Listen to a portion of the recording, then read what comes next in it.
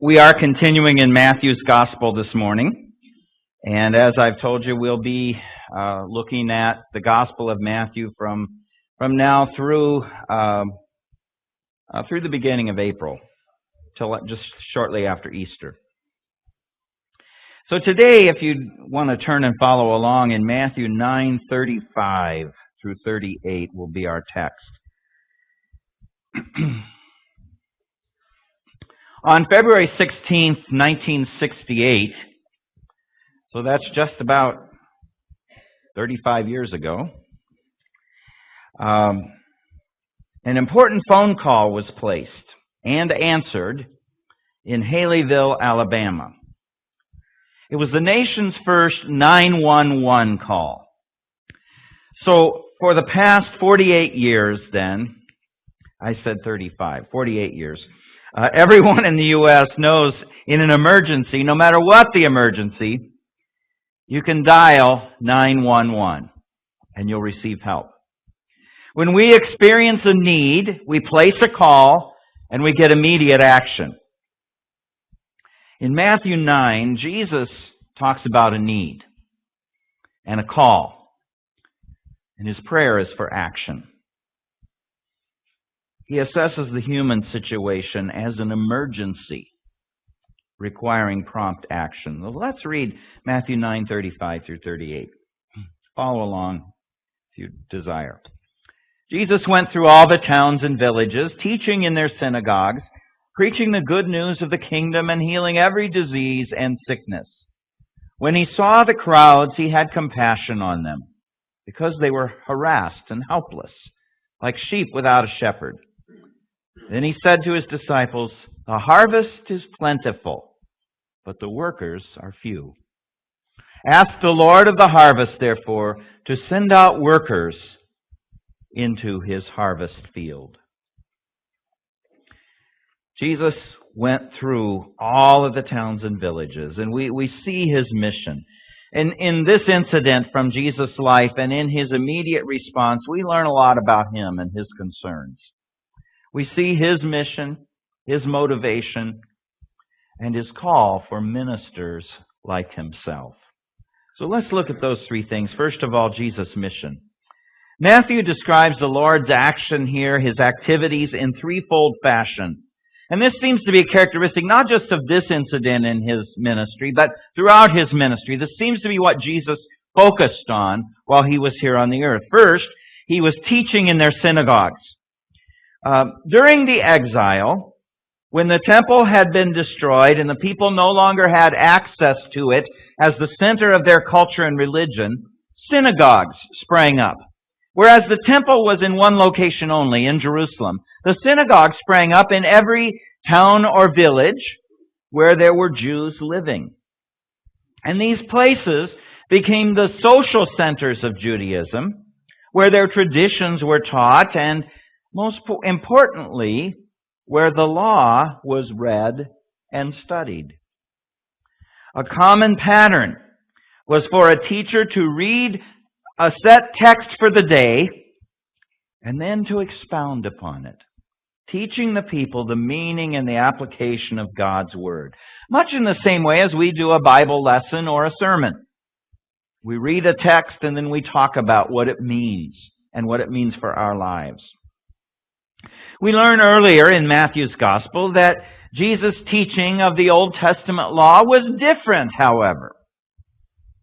He often presented new and corrected insights on what they thought they already knew, such as what we see in the Sermon on the Mount. If you remember back to when we talked about that, where Jesus would say, you have heard it was said, but I say to you. And he didn't change the law, he just forced them to think about it more carefully and what it meant for their lives.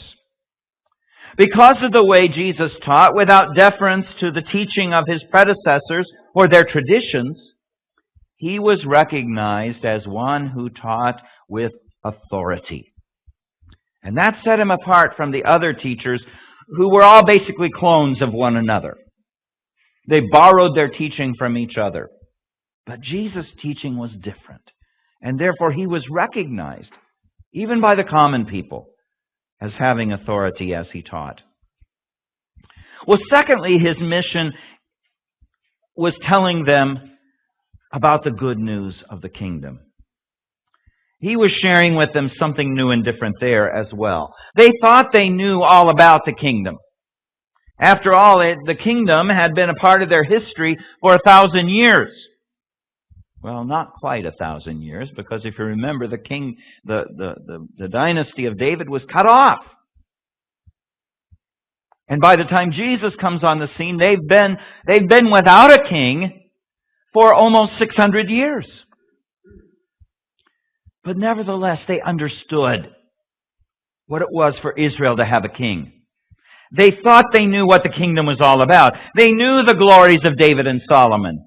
They knew the promises of God to restore David's reign. But the way Jesus spoke about the kingdom, they knew his kingdom was something new and different. His kingdom was not like the other kingdoms of the world around them. His kingdom consisted not of a territory, but of his loyal subjects, wherever they happened to be. Those who were willing to become his followers. And that's what this whole series of messages is about, is what it means to be a follower of Jesus. What it means to be his disciple. And we could equate that. Being Jesus' disciple is being a part of his kingdom. And so Jesus taught them about the kingdom. And then finally, Jesus went about healing every disease and sickness, which really is a natural outgrowth of the kingdom. The kingdom of the Messiah would be a place where sin and its effects would be reversed. So Jesus made it his business to demonstrate to them what his kingdom was all about. It was about setting people free from the effects of sin. Of course, effects of sin involve first and foremost alienation from God. But we also recognize that sin's effects are far more pervasive than just the spiritual world. It impacts our lives in many day-to-day ways that don't necessarily have a close relationship to our relationship with God.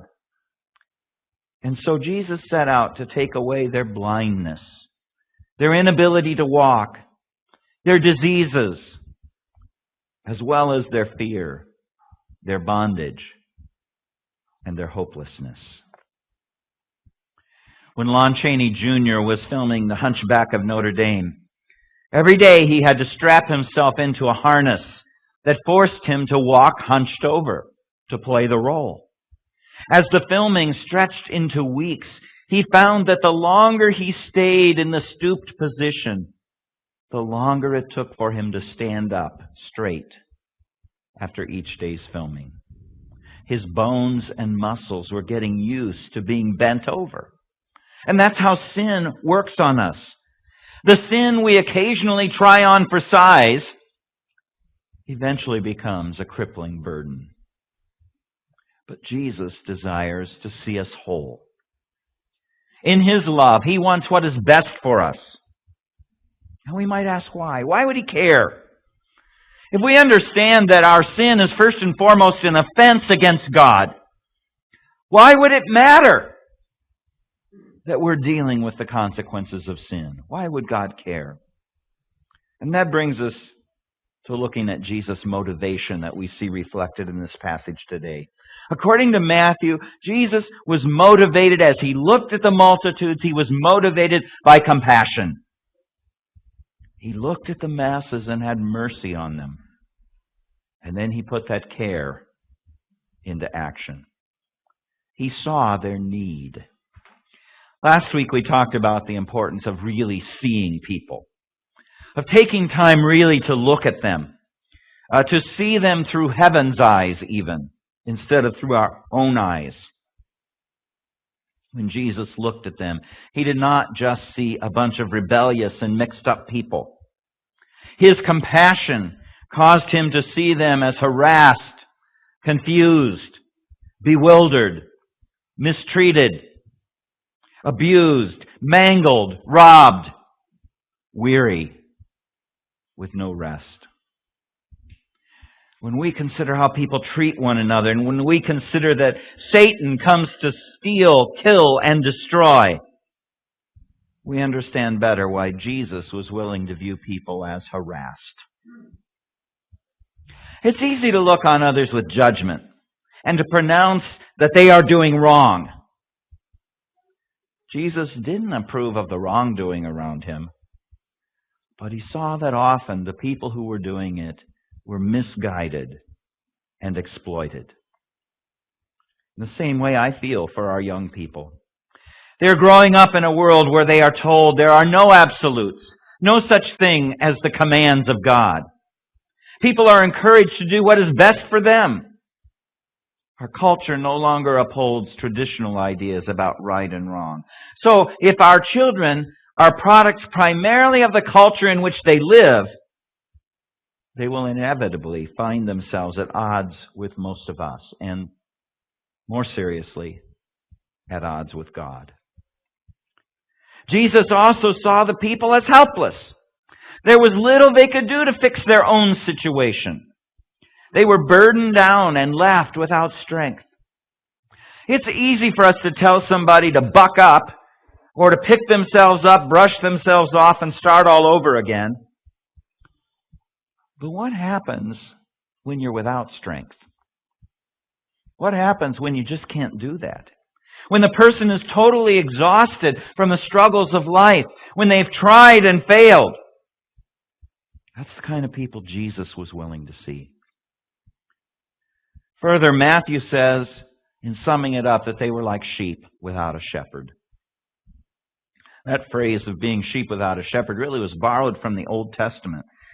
In Ezekiel 34, it talks to us about the leaders of Israel. They were given the task by God of being the shepherds of his people Israel. But Ezekiel 34 says that by Ezekiel's day they had forsaken the task. And instead of being shepherds, instead of taking care of the sheep, they were taking care of themselves and plundering the flock. They failed to strengthen the weak and sickly. They did not go after the strays. And ultimately, the flock was scattered. Is it any different now? 20th century philosopher and self-proclaimed agnostic Bertrand Russell once said, listen to this statement, "We stand on the shore of an ocean, crying in the night and the emptiness. Sometimes a voice answers out of the darkness, but is the voice of one drowning, and in a moment the silence returns. The world seems to me quite dreadful. The unhappiness of many people is very great. I often wonder how they will endure it. To know people well is to know their tragedy. It is usually the central thing about which their lives are built. I suppose that if they did not live most of the time in the things of the moment, they would not be able to go on." Now, I wouldn't want to read much more of that. It's pretty depressing to read and to realize that there are many people, however, who view life in this way. It's not just Russell. He's describing a very common human condition of the way people view life. So what's our reaction to such hopelessness? When you look at people, do you see only their faults?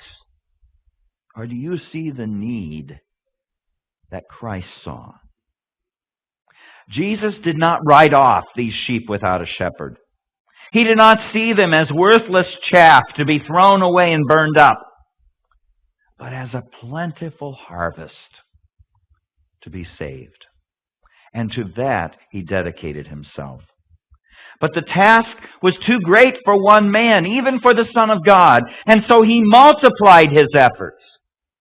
And that brings us to the third observation we make about this text, which is Jesus ministers. When Jesus saw the multitudes, the next thing Matthew says is, he said to his disciples. So he looks at the multitudes, sees their condition, then he turns to his disciples. And this is what he says. The harvest is plentiful, but the workers are few. Ask the Lord of the harvest to send out workers into his harvest field. Matthew's gospel is about preparing others for the task at hand. And so in meeting this need, Jesus turned to his followers, those who would live as he lived and do as he did. Are they not the logical choice, the only logical choice? His desire was to reproduce himself in others. So what does he desire of his followers, his disciples? Let's look at it again, verse 38. Ask the Lord of the harvest, therefore, to send out workers into his harvest field. Very simply, he tells us the first thing we're to do is to ask. Ask the Lord of the harvest. That is something all of us can do about the multitudes of people in the world who need what Jesus has to offer. We can pray. We can pray to God, not that God would somehow zap these needy people with salvation, but we can pray that God would send workers into the harvest field. God would send someone to them to share the good news with them. Now here's the rub. When we're asking God for that, we may also want to think about answering that prayer. Where do you think the harvesters are going to come from? They'll come from his disciples as well, won't they? One of his parables talks about the angels involved in the harvest at the end of the age. But what about now? Where do the harvesters come from on this earth? Of course, they come from those who are already his disciples. And our responsibility then is to ask for workers and to answer God's call for workers. Prayer is effective and powerful, but it must be coupled with a willingness to become the answer to someone else's prayers. A.B. Simpson was the founder of the Christian and Missionary Alliance, and he prayed, "Press on our heart the woe, and put in our feet the go." Now, when the harvest is ripe and is not taken, what happens? Well, of course, we know the risk greatly increases with each passing day that the harvest is going to be a total loss, that the crop won't be able to be gathered, or that it will spoil before it can be gathered. Perhaps you've heard of vineyards. When the grapes are ripe, they'll hire anybody to come in and pick the grapes. They'll even take volunteers who will come in and just for the fun of it, help get the grapes out of the field and into the winery. And so we see the importance of this window of opportunity when it comes to the harvest. The need in the world is great. The task is urgent. There are those who are longing for some good news in their lives. People are dying every day right in our own community without knowing what Jesus has done for them. They only need a messenger, and we must do something about it. There's a song, "Can you hear the Lord saying, 'My table's full, but my fields are empty. Who will go and work for me today?'" We know Christ's mission. We know why he came. We know what he did while he was here. We know his motivation of compassion and love and care for others. The question we have to ask is, are we willing to be his ministers?